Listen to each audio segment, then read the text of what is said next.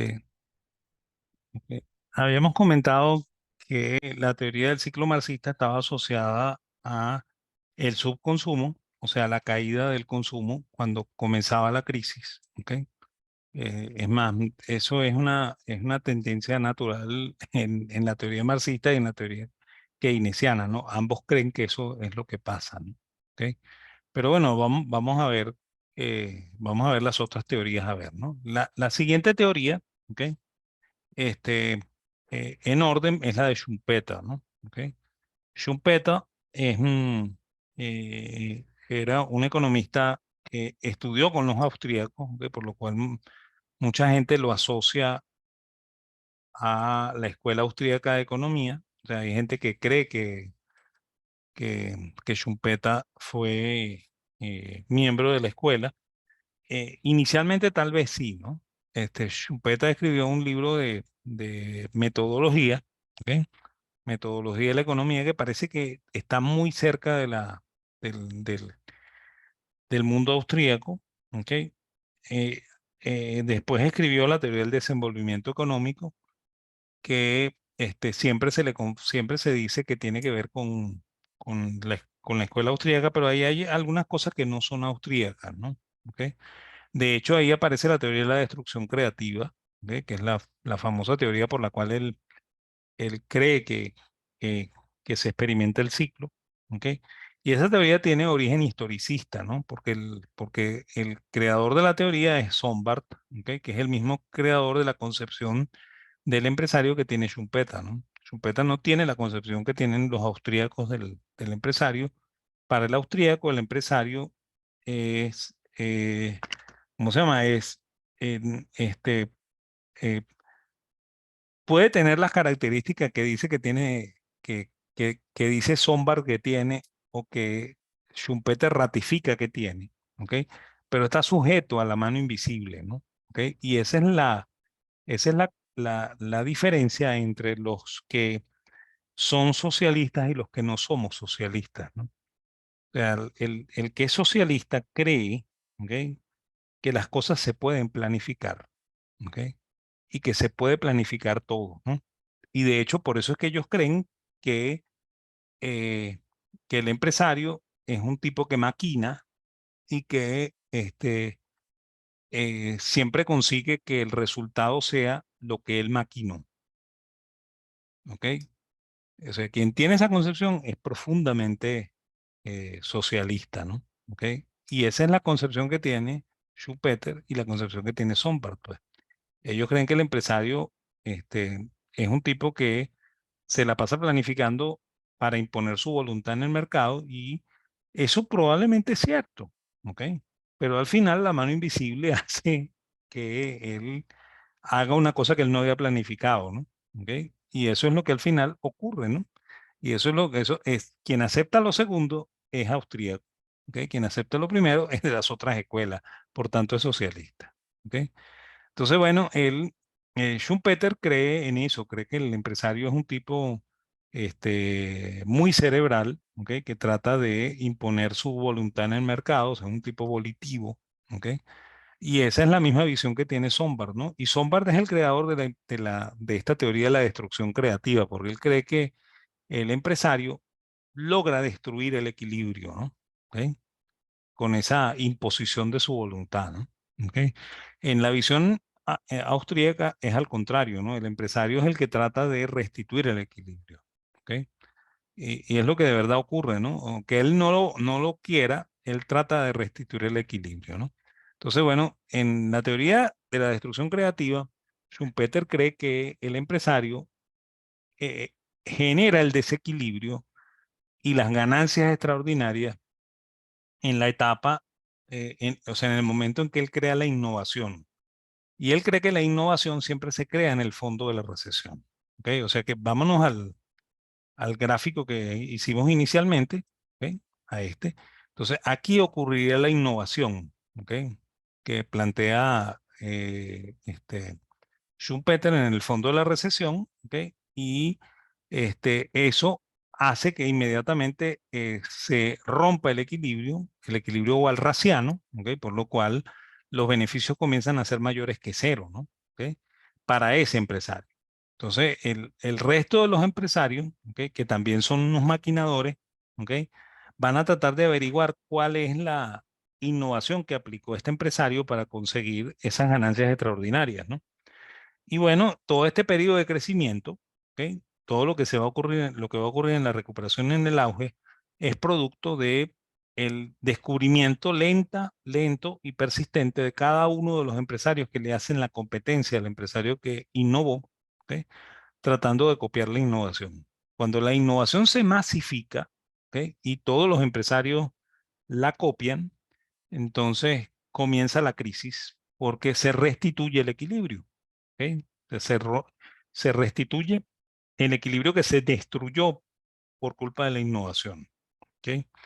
Y bueno, ahí cuando se restituye el equilibrio, comienza la crisis y comienza la recesión, ¿no? Y de esa recesión no se va a salir sino cuando en algún momento, ¿ok? Este, ¿Qué pasó? Cuando, cuando, cuando vuelva a surgir una nueva recesión, ¿ok? Pero cuando vuelva a surgir una nueva innovación, que es cuando siempre ocurre aquí en el fondo de la recesión, ¿ok? Él también piensa que este ciclo es muy largo, ¿ok? Es más, probablemente más largo que el ciclo de Kondratiev, ¿ok? Porque cuando él lo está describiendo en, en la teoría del desenvolvimiento, la teoría del desenvolvimiento económico, él dice que aquí pueden presentarse uno, dos o tres ciclos de Kondratiev, ¿ok? En esta gran etapa de crecimiento, ¿no? Y por supuesto va a haber mucho más ciclos de Juglar, ¿ok? Y muchísimos más ciclos de Kitchen, ¿ok? A lo largo de este periodo, ¿no? Por lo cual aquí vamos a ver recesiones o sea, expansiones y recesiones a cada rato, ¿no? Mientras está subiendo la economía, ¿no? Así es como se lo ve Schumpeter, ¿no? Este, yo tengo la impresión de que Schumpeter está equivocado, ¿ok? ¿Por qué? Porque primero el empresario puede ser que sea así como dice él, ¿ok? Pero al final la acción conjunta de las personas, ¿ok? Termina ocasionando una cosa que él no planificó, ¿no? Que es lo que se llama la mano invisible, ¿no? ¿Ok? Y todos estamos sujetos a eso, pues, ¿ok? Por lo cual, cualquier intento de manipular y planificar, ¿ok? Siempre fracasa por culpa de la mano invisible, ¿no? ¿Ok? Que en el caso de, de, de Hayek se llama orden espontáneo, ¿no? ¿Ok? En el caso de los escolásticos se llama teoría de las consecuencias no intentadas, ¿no? O sea, eso es lo que es la bendita mano invisible de Adam Smith, ¿no? Bueno, de Adam Smith y de todos los iluministas escoceses, ¿no? Porque eso es común a Hutcheson, a Hume, a Ferguson y a Smith, ¿ok? O sea que no es exclusivo de Adam Smith, ¿ok?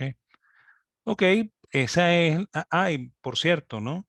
Smith no se la cree, ¿ok? Porque Smith también dice que los empresarios maquinan para conseguir lo que ellos buscan, ¿ok? O sea que al final él expone la teoría de la mano invisible, pero él dice que los empresarios hacen lo que les da la gana y consiguen lo que quieren, ¿no? ¿Ok? Lo cual creo que no está bien. ¿Ok? Entonces, bueno, puede ser que lo consigan en el corto plazo, pero eso no, en el largo plazo no se da. ¿Ok? Ok, esa es la teoría de Schumpeter, ¿no? ¿Ok? La siguiente teoría es la keynesiana, ¿no? Y la keynesiana está muy asociada a la eficiencia marginal del capital, ¿no? ¿Ok?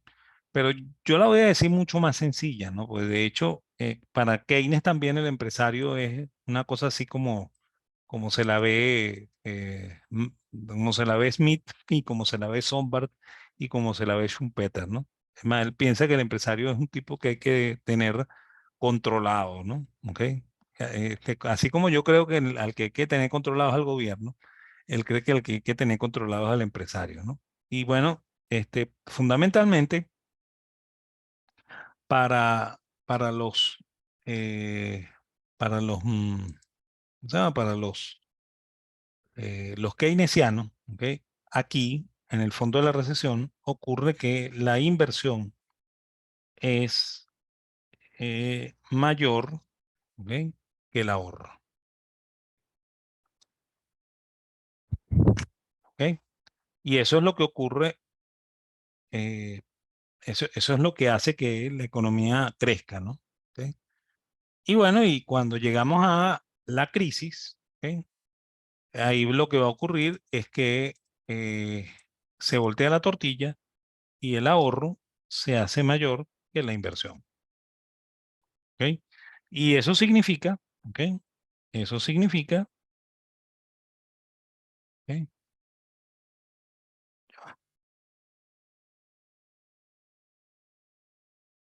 ¿Ok? Que, eh, se cae el consumo. ¿Ok? Si el ahorro sube, ¿ok? Es porque se cae el consumo, ¿no? Entonces la preocupación que tiene Keynes es el ahorro, ¿no? ¿Ok? Esa es la gran preocupación de Keynes. ¿Ok? Entonces así es como, como ve la teoría este, Keynes, ¿no? Y aquí yo tengo que comentar algo con respecto tanto a la teoría marxista como a la teoría keynesiana, ¿no? Y la de Foster y Catching, que son también teorías del subconsumo, ¿no? Resulta que cuando hay recesión, ¿ok? Las acciones que más crecen en la bolsa son las acciones asociadas al consumo, ¿no? ¿Ok? Y la recomendación típica de un gerente de carteras, ¿ok? Cuando se entra en una recesión, si usted no quiere invertir en otra cosa que no sea acciones, la recomendación es que venda todo lo que tiene y compre acciones asociadas al consumo, porque las acciones asociadas al consumo son las que menos crecen, las que menos se caen en el periodo de la recesión y la depresión. ¿Ok? O sea, son acciones que los van a cubrir de esta caída. ¿Ok? Se van a neutralizar esa caída. ¿Por qué? Porque lo que ocurre en realidad en la recesión y la depresión, que es que el consumo se mantiene. ¿Ok? No se cae, tampoco sube, pero es la única variable económica que de verdad se mantiene. ¿Ok? Y bueno, y vamos a pensarlo a ver si es verdad, ¿no? Fíjense que cuando Venezuela se la pasa en crisis, ¿no? ¿Ok? Se la pasa, o sea, se la pasa entre este punto y este punto, ¿no? Entre este punto y todo este segmento, ¿no? Y los negocios que prosperan son los negocios asociados al consumo, ¿no? ¿Ok? O sea, si ustedes montan una arepera, de repente les va bien. ¿Ok? Si ustedes montan una venta de empanadas, de repente les va bien. La gente que vende tortas le va bien. ¿Ok? O sea, que la gente que está asociada al consumo le va bien. Entonces, en la crisis, en la recesión, en la depresión, lo que no se cae es el consumo, ¿no? ¿Ok? O sea, que ahí está equivocado mi amigo Juan Mainardo. ¿Ok? Lo siento en el alma. ¿Ok? Entonces, esa teoría, igual que la marxista, igual que la de Foster y Katchen, la tenemos que descartar. ¿Ok? Eso no va para ningún lado. ¿Ok? Ok. Vamos a ver. Aquí hacemos esto y cerramos. Ok. Ok, vámonos con la siguiente teoría, ¿no?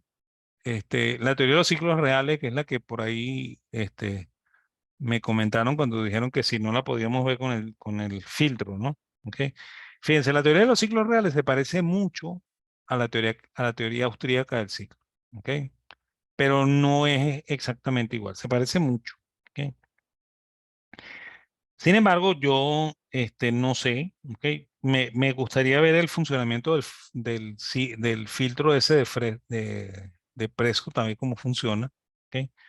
Pero no sé, ¿ok? Tendría que ver a ver cómo funciona, ¿no? Yo nunca lo he visto funcionando porque eso no es de mi época, ¿no? O sea, yo estudié econometría cuando estudié mi carrera y fui bastante bueno en econometría, pero la econometría que yo estudié es una econometría muy antigua, ¿no? De hecho, ustedes ya no ven modelos de, de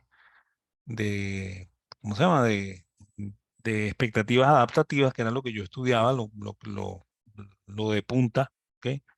Y bueno, y los estudios míos no incluían tampoco estudios de serie, ¿ok? Ni tampoco cortes transversales, ¿no? ¿Ok?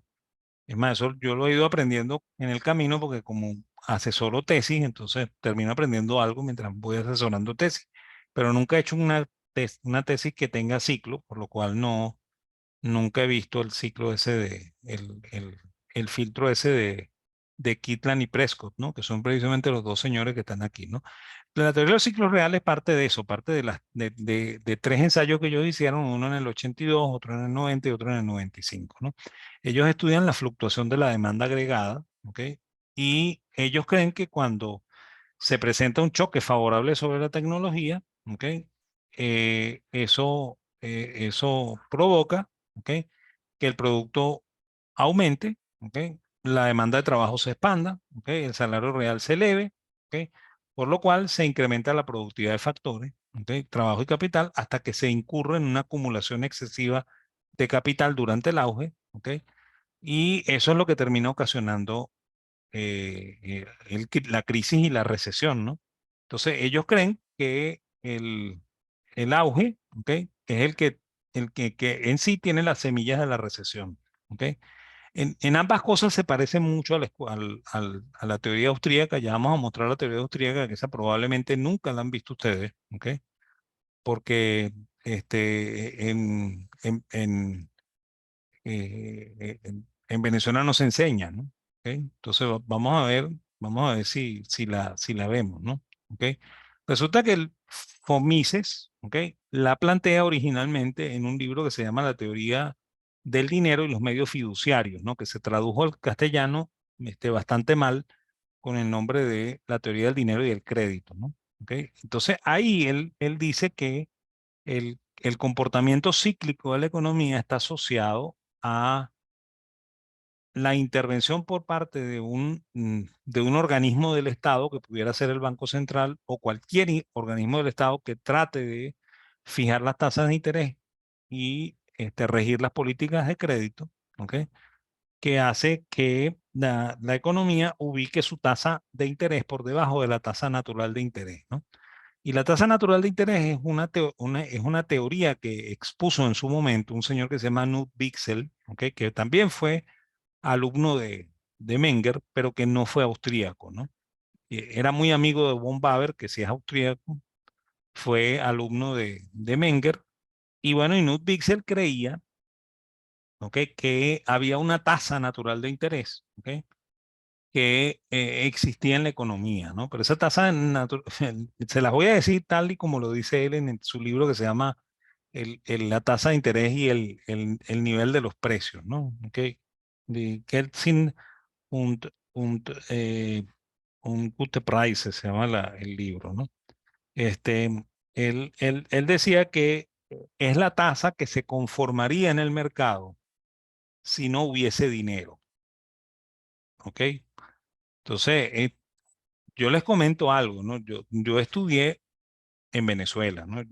Yo eh, hice algunos estudios afuera porque Citibank me mandó a estudiar en dos, tres sitios afuera, ¿ok?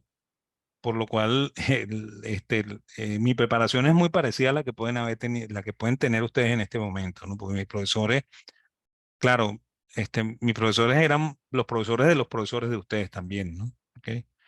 Pero pero cuando yo leí por primera vez esa definición, yo no entendí un carrizo, ¿no? Porque para mí la tasa de interés era un fenómeno monetario, ¿no?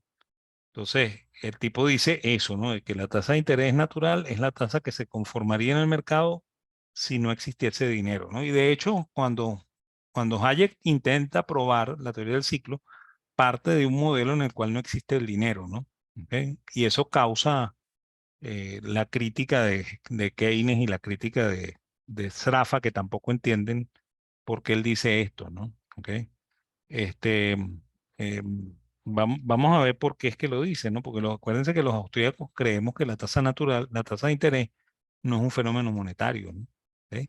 Acuérdense que yo les dije que no era el precio del dinero, sino que era el canon de arrendamiento del dinero en su parte de crédito, ¿no? ¿Ok? Y que además era el precio del tiempo, ¿no? O sea que no es monetaria, ¿ok? Entonces, esa concepción la tiene también Knut Wicksell, ¿ok? Que la tasa de interés no es monetaria, ¿no? ¿Ok? Y bueno, lo que creen los austríacos es que cuando el Banco Central interviene y fija esa tasa muy abajo, entonces eh, un montón de gente empieza a calcular sus proyectos con esa tasa nueva que fijó el Banco Central, ¿ok? Y bueno, y como esa tasa no es real, sino que es ficticia, es una tasa que se armó regulando las tasas, ¿ok? Entonces yo creo que mi proyecto puede darse en este mercado, ¿ok? Pero resulta que mi proyecto no se va a dar, ¿no? Entonces mi proyecto es una inversión equivocada, ¿ok? Que en Mises la llaman malinvestment en inglés, ¿no? Que es una cosa bien mal dicha en inglés, ¿no?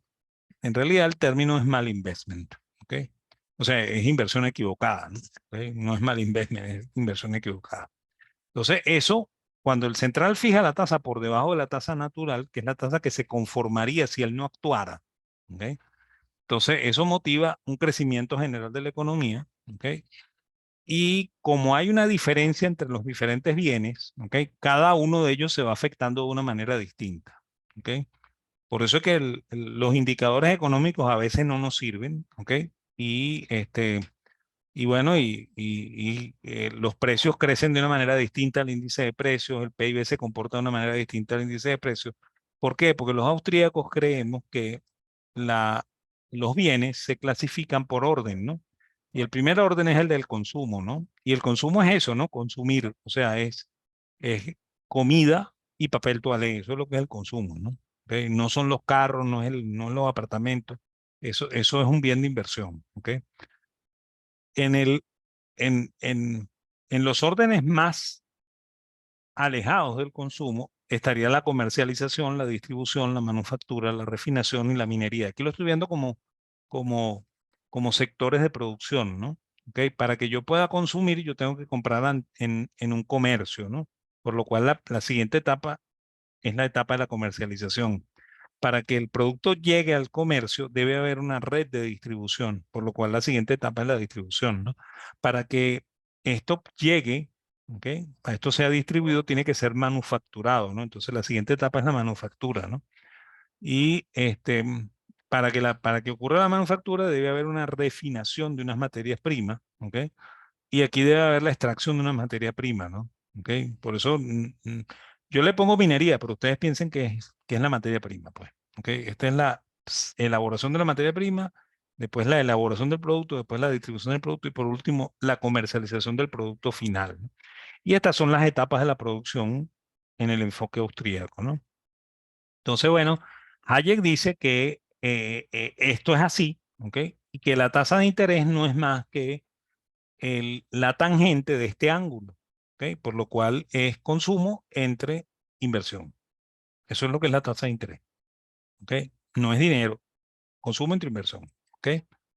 Este, y lo que ocurre es que cuando la única manera de crecer, ¿ok? Si no hay un banco central que afecte la economía, es que la gente tiene que ahorrar y ahorrar es disminuir el consumo, ¿ok? Para que tenga disponibilidad de dinero o de bienes para poder invertir. ¿Ok? Entonces, la única manera de crecer en la economía es ahorrando. ¿Ok? Es lo que yo le comento a los alumnos, que la única manera de hacerse rico es ahorrando. Pues la gente cree que hacerse rico es gastar mucha plata. No, no, no. Los verdaderos ricos no gastan, los verdaderos ricos ahorran. ¿Ok?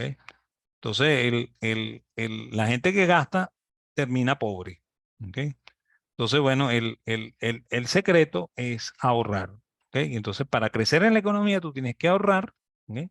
Y esa caída en el ahorro, perdón, esa caída en el consumo, o sea, ese incremento del ahorro, es lo que permite la inversión. Porque siempre el ahorro es igual a la inversión. No es que el ahorro es mayor que la inversión o el ahorro es menor a la inversión. ¿Ok? Bueno, lo que ocurre con el Banco Central es que cuando el Banco Central aplica política monetaria expansiva, entonces el Banco Central está empujando el consumo y empujando la inversión al mismo tiempo, ¿no? Y la estructura de producción no aguanta, ¿ok? Porque ustedes están tensando esta parte del triángulo hacia arriba y tensando esta parte del triángulo también hacia adelante, ¿ok? Lo cual crea una tensión en toda la estructura de la producción que al final es lo que va a ocasionar la recesión, ¿ok? Eso es lo que va a pasar aquí, ¿ok? Entonces, ¿qué es lo que pasa? Bueno, el panorama de mejora general, ¿ok? Provoca crédito barato provoca crecimiento de los precios. El crecimiento de los precios no es homogéneo, principio Cantillon, ¿ok? Como dicen los índices de precios, porque se experimenta de manera distinta dependiendo del orden del bien en cuestión, ¿ok?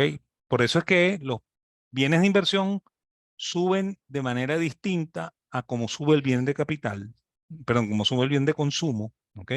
Por eso es que los precios de los bienes de consumo no suben en dólares igual que sube el dólar, ¿no? ¿Ok?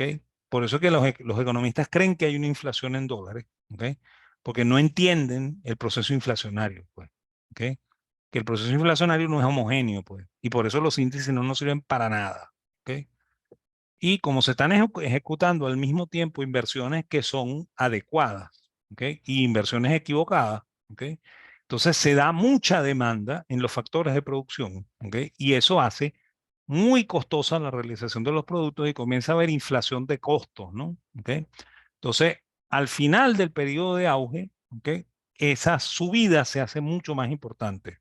Y de hecho, los commodities crecen mucho en la etapa final del ciclo, incluso en la recesión, ¿ok?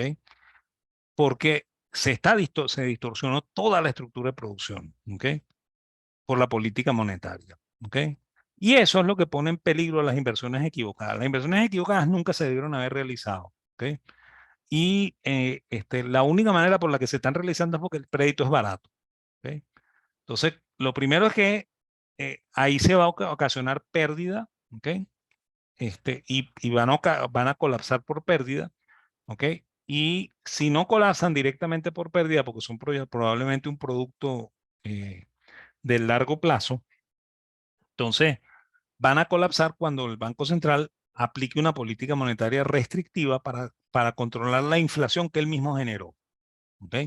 Fíjense, es lo que estamos viviendo en este momento, pues el Fed aligeró toda la política monetaria, creó dinero hasta más no poder, ¿ok? Y hoy en día están subiendo la tasa de interés para tratar de detener la inflación. ¿Ok? Entonces, estamos viviendo el mismo escenario de ciclo y lo van a ver ya en gráficas para que vean que lo que estoy diciendo no es falso. ¿Ok? Este, el, lo que ocurre después es que cuando todo eso colapsa, la economía comienza el proceso de recesión, ¿ok? Que es un periodo de reacomodo de las fuerzas productivas, ¿ok? Donde la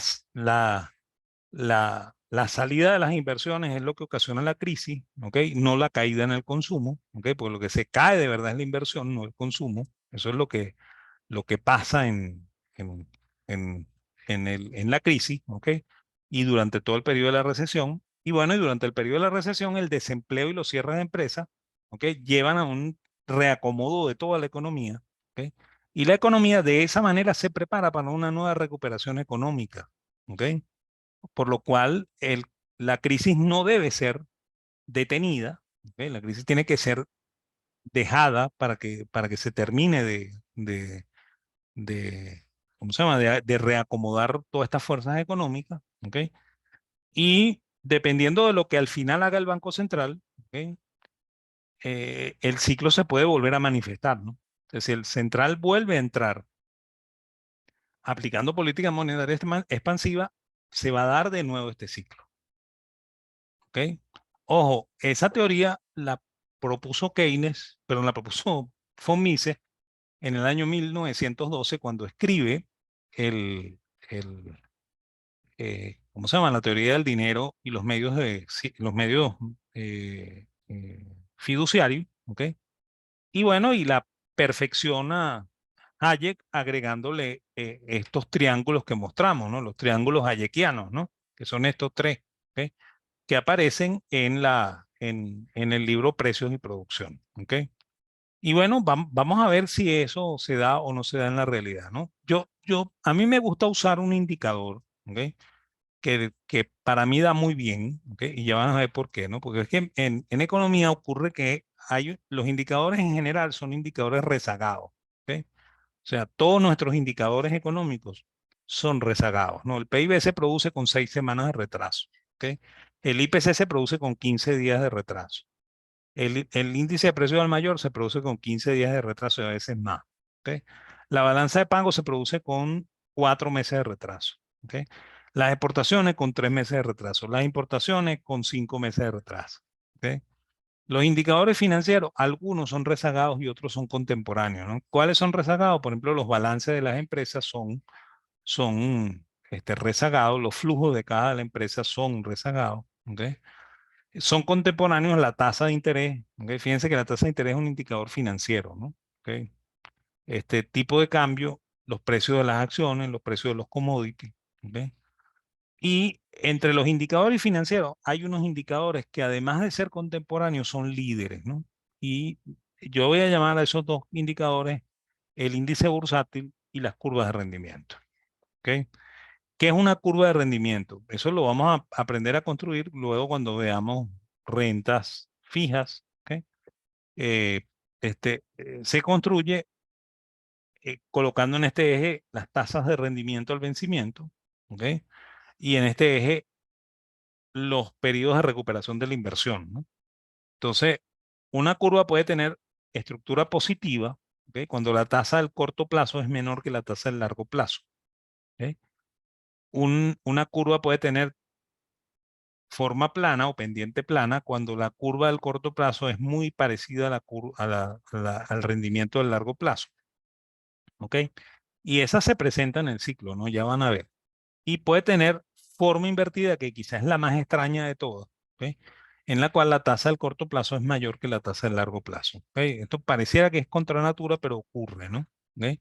Y ya vamos a ver cuándo ocurre, ¿no? Normalmente, en la etapa expansiva del ciclo, se presentan siempre tasas de curvas de rendimiento positivas, ¿no? Y normalmente al final de la recuperación y el auge se presentan las curvas de rendimiento plana, ¿ok? Y no, esto está malo, ¿ok? Normalmente antes de la recuperación, perdón, antes de la crisis ocurre la curva de rendimiento negativa, ¿no? ¿Ok? Este, porque el Banco Central hace una política que ya vamos a ver, ¿no? O sea, normalmente pasa esto, ¿no? El central durante, eh, ¿cómo se llama? Durante esta etapa baja las tasas de interés, ¿ok? Aquí las baja hasta el fondo, ¿ok? Y todo este periodo es periodo de curva de pendiente negativa, ¿no? Más o menos hacia la mitad del auge, ¿ok? Hacia la mitad del crecimiento, cerca en el auge, ¿ok? La curva se aplana, ¿ok? Y cuando el central aplica política monetaria contractiva, el central es el que tumba la tasa, o sea, que cambia la pendiente de la curva y la hace negativa, ¿no? Y bueno, cuando los precios empiezan a caerse, como el central le tiene miedo a la deflación, entonces el central baja de nuevo las tasas, ¿ok? Para hacer que la economía no genere deflación, ¿no? Porque ese es el gran temor del Banco Central, ¿ok? Entonces, normalmente, si uno tiene una curva dependiente positiva, uno debe comprar acciones, ¿ok? Porque la curva que debe seguir es una curva de pendiente plana, ¿no? Cuando la curva es plana, uno debe comprar un bono de largo plazo, ¿ok? Y cuando la curva es de pendiente negativa, uno tiene que comprar un bono de corto plazo. Ya vamos a ver por qué, ¿ok? Bueno, por supuesto, la dependiente positiva, ¿ok? Se da por acá, ¿ok? Y este periodo es bueno para comprar acciones, porque si uno compra las acciones por aquí, ¿ok? Y las vende por aquí, normalmente uno gana plata, ¿ok? ¿Ok? Pero lo interesante es ver qué es lo que pasa aquí, ¿no? Porque yo cuando la curva es plana, compro un bono de largo plazo, ¿no? Porque yo estoy en la curva de color azul, que es la plana, ¿ok? Yo no sé cómo va a ser la curva que sigue. Sé que va a ser positiva, perdón, sé que va a ser dependiente negativa, pero no sé cuál va a ser su forma, ¿no? Y la curva puede ser la C, la A, o la B o la A, ¿ok? Si es la A y la tasa de interés baja, ¿ok? Entonces yo voy a ganar algo de ganancia de capital. Si es la B, ¿ok? Yo no pierdo ni gano capital, ¿ok? Pero mantengo la tasa de rendimiento, ¿no? Entonces aquí gano rendimiento y un poquito de capital. Aquí gano rendimiento, ¿ok? Y aquí probablemente pierdo un poquito de capital, ¿ok? perdería mucho menos que si tengo un bono de corto plazo, ¿no? Pues si tengo un bono de corto plazo voy a perder en los tres escenarios, ¿no? En los tres escenarios sube la tasa, por lo tanto el precio se cae y yo pierdo dinero, ¿no? ¿Ok? Caso segundo, ¿no? Yo estoy en la curva de pendiente negativa, en la azul, y la que se va a conformar después va a tener pendiente positiva, ¿no? Entonces yo debería comprarme un bono de corto plazo porque si la tasa de interés se cae de acá a acá, los precios de esos bonos van a subir y yo voy a obtener ganancias. ¿Ok? Entonces lo importante de aprender la teoría del ciclo es saber cómo me voy a posicionar. ¿Ok? Porque yo no puedo, o sea, a mí no me van a nombrar presidente del Banco Central, ¿no? ¿Ok? Y menos con las críticas que yo le hago al Banco Central, ¿ok? Y a los políticos, ¿no? Entonces, yo lo único que hago es enseñarle a los alumnos cómo se hace para ganar plata en un ambiente como este, porque este ambiente no lo podemos cambiar, ¿ok? Entonces, bueno, este, miren esto, ¿no? Eso lo bajé hoy, ¿ok? Y fíjense que cuando la curva, ¿ok? De rendimiento que está representada por esta línea de color rojo, esta línea de color rojo es la tasa de rendimiento, ¿ok? De los bonos de 10 años menos la tasa de rendimiento de los bonos de 3 meses, ¿no? O sea que cuando es positiva, esto da positivo. Cuando es plana, esto da cero, que está aquí, ¿ok? El cero está en este nivel, ¿no? Aquí está el cero. ¿Ok? Cuando es cero, es plana. Y cuando es menos que cero, es negativo. ¿Ok? Y fíjense cómo la curva se hace negativa antes de que comience la recesión. Miren, miren, miren, miren, miren, miren, miren. Y miren, ahorita es que se está haciendo negativa. ¿Ok? Ahora el indicador me va a servir a mí de contraste para ver si se sigue cumpliendo, ¿no? ¿Ok? Hasta ahora se ha cumplido, ¿no? Y esto está desde 1980 hasta hoy. ¿Ok? Hasta ahora se ha cumplido. Insisto, me gustaría ver cómo funciona el filtro de Prescott, a ver si funciona también como esto. ¿Ok? Ahí está. ¿Ok?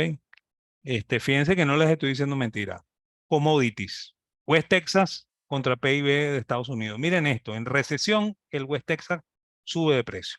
¿Ok? Aquí, un poquito antes de la recesión, el West Texas sube de precio. Aquí, en la recesión, el West Texas sube de precio. ¿Ok? Esta, que fue una crisis extraña, ¿ok? Porque es la crisis ¿cómo se llama? Del coronavirus, bueno, ahí se experimentó una caída del West Texas, ¿ok? Pero miren el pico que se está haciendo ahorita antes de el momento que nosotros estamos pensando que es recesión, ¿no? Ojo que este es uno de los indicadores que les voy a actualizar para ponérselos luego, ¿ok? Está a septiembre, lo voy a poner al día de hoy también, ese no lo puedo actualizar, ¿ok? Y un poquito para que vean cómo pasa esto en Venezuela, ¿no? Porque uno dice, bueno, ¿y esto funciona en Venezuela, profesor? No. ¿Por qué no funciona en Venezuela? Porque aquí no hay curvas de rendimiento, ¿ok? Y no hay manera de conseguir la data para que esto funcione, ¿no? Pero sí les puedo decir algo, ¿no? El ciclo venezolano es un ciclo imputado, ¿no? Y de hecho, fíjense, cuando Estados Unidos entra en recesión, ¿ok? Al poco rato Venezuela entra en recesión, ¿ok? O sea que no hace falta tener ningún indicador para Venezuela. Sigan a Estados Unidos y van a ver cómo lo que ocurre 3 meses después, ¿no? ¿Ok? Esto está al borde de cerrarse, ¿sabes? Yo, pues, si se cierra, voy a abrir uno nuevo para terminar de mostrarle los tres gráficos que faltan, bueno, los dos gráficos que faltan, ¿no? Bueno, un gráfico nada más, ¿ok? Fíjense, aquí tienen el ciclo como lo pintan en los libros de macro, ¿ok? Venezuela se comporta como el libro de macro, ¿no? Terrible, ¿no? ¿Ok? Pero ahí lo tienen, ¿no? Y no está más actualizado porque Venezuela no ha actualizado su data, ¿no? ¿Ok? Cuando la actualice, el FED la tendrá y podremos seguir graficando Venezuela, pero hay un rezago, ¿no? Miren, no está.